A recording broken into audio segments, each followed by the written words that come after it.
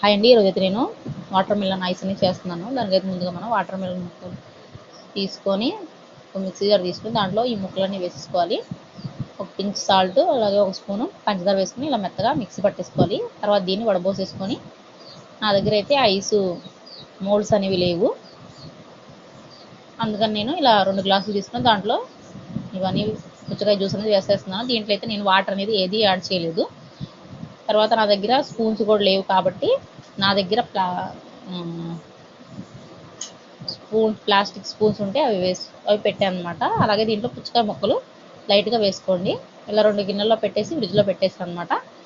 తర్వాత మేము ఒక 8-9 గంటల తర్వాత చూసాం, ఇలా గడ్డ అనేది అయింది. ఒక దాంట్లో అయితే స్పూన్ పైకి వచ్చేసింది అనమాట.